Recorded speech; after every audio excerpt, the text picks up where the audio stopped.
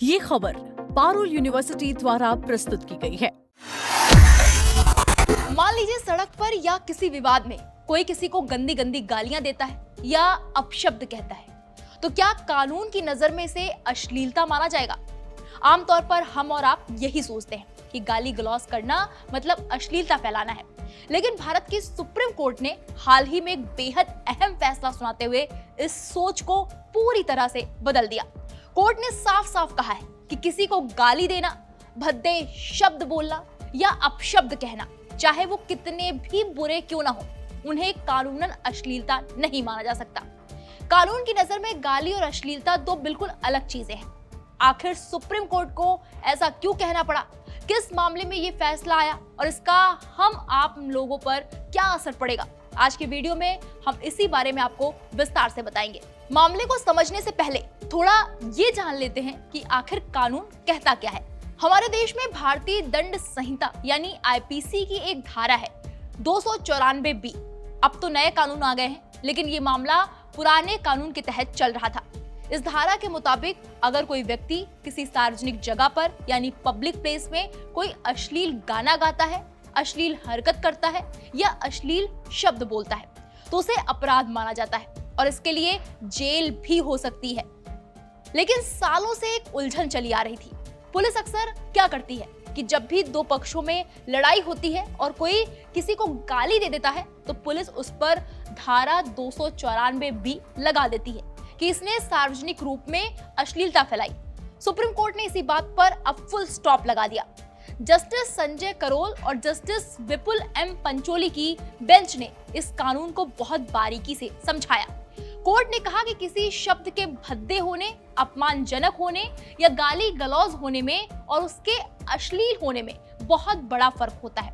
Court के मुताबिक कोई शब्द अश्लील तब माना जाएगा जब उसमें ये तीन बातें हों। पहला, वो शब्द कामुक प्रकृति यानी कि सेक्सुअल नेचर का हो, और दूसरा, वो सामने वाले के अंदर वासना या कामुक इच्छाओं को जगाने वाला हो। तीसरा, उसमें किसी कमजोर मन मस्तिष्क वाले इंसान को नैतिक रूप से भ्रष्ट करने या बिगाड़ने की प्रवृत्ति हो।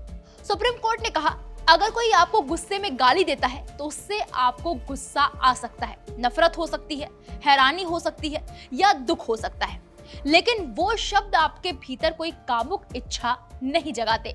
इसलिए वो शब्द चाहे जितने भी असभ्य, बुरे या घटिया हों, उन्हें अश्लीलता के दायरे में नहीं रखा जा सकता।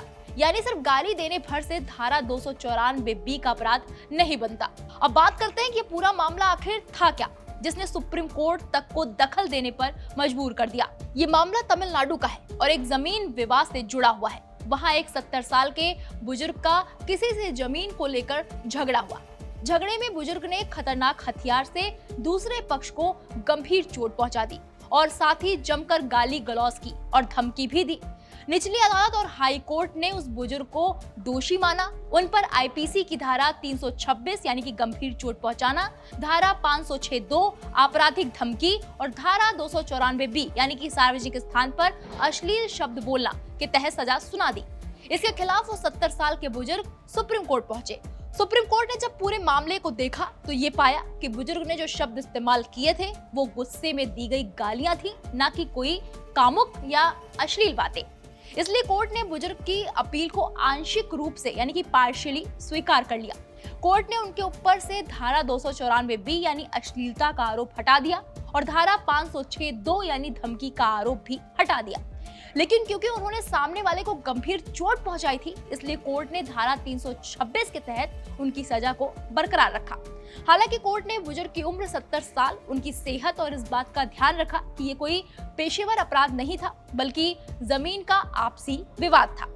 इसलिए कोर्ट ने उनकी जेल की सजा को बदलकर कोर्ट उठने तक की कैद यानी कि imprisonment till the rising of the court कर दिया, जिसका मतलब ये होता है कि जब तक जज साहब अदालत में बैठे हैं तब तक आपको वहां पर रुकना होगा और साथ में 50,000 रुपए का जुर्माना लगा दिया। इस फैसले का सीधा और साफ मतलब ये है कि देश की सबसे बड़ी अदालत ने पुलिस और निचली अदालतों को एक कड़ा संदेश दिया है। किसी भी मामले में आंख मूंद कर धाराएं नहीं लगाई जा सकती। शब्दों के पीछे की भावना और कानून की परिभाषा को समझना जरूरी है। गाली देना एक सामाजिक बुराई हो सकती है, असभ्यता हो सकती है, लेकिन जब तक उसमें कामुकता न हो उसे कानूनी तौर पर अश्लीलता नहीं कहा जा सकता। उम्मीद है कि कानून की ये जरूरी जानकारी आपको आसान शब्दों में समझ आ गई होगी। इस फैसले पर आपकी क्या राय है? क्या आपको भी लगता है कि पुलिस कई बार गलत धाराएं लगा देती है? कमेंट बॉक्स में जाकर हमें अपनी राय जरूर दीजिएगा। बाकी बड़ी खबरों के लिए आप देखते रहिए दैनिक जागरण न्यूज। नमस्कार।